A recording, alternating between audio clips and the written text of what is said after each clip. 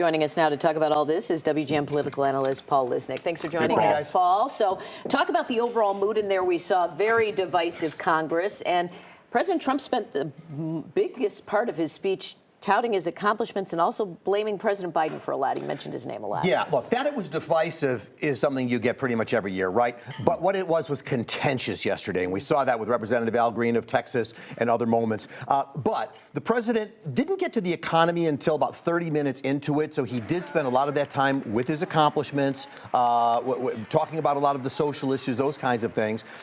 So it was a good day for him. It was a good night for him because it was his chance to put things out. But there's another side to some of the things that he said. We always try to keep things balanced. One example, probably the best moment he had was when he pointed to the young boy who had fought cancer, looked like he's beating cancer and wants to be a cop in the future. That was an incredible moment, probably the best of the night. And yet, part of the funding cuts has been NIH and pediatric cancer. So there's two sides to everything that went on there last night, and Democrats didn't really spend a lot of time, or haven't yet, talking about sort of the flip side to that, but he had a good moment and a lot of support from Republicans. The stock market gains since the election have disappeared.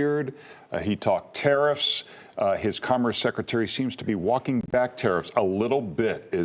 What's going to happen there? People are concerned about the economy. Well, he walked it back yesterday, and he's modifying today. So Howard Lutnick is who you're talking about, his Commerce Secretary. Yesterday, he said, you know, these things could go away maybe tomorrow, or be compromised by half maybe tomorrow, meaning today. Yeah. This morning, he made a comment saying, well, maybe we can do something in the automobile realm. So it's unclear what's going to happen except to see it play out. It's interesting to see that we're going after Canada and Mexico, because one of the things, while the president talks about fentanyl and border crossings and all that, he really turned a lot of this to economics and the fact that we've been unfairly treated by these countries, you know, in terms of trade, except the trade deal we're under is the USMCA, which he drafted, which he came to terms with. So if he wasn't happy with the deal, we're not seeing that play out, but we'll see how that goes. Canada and Mexico obviously don't want these things to continue. Sunday, Mexico speaks out as to what they plan to do. Talk about some of the other things he mentioned. Greenland, he mentioned the Panama Canal, and talk about what specifically he talked about with Ukraine.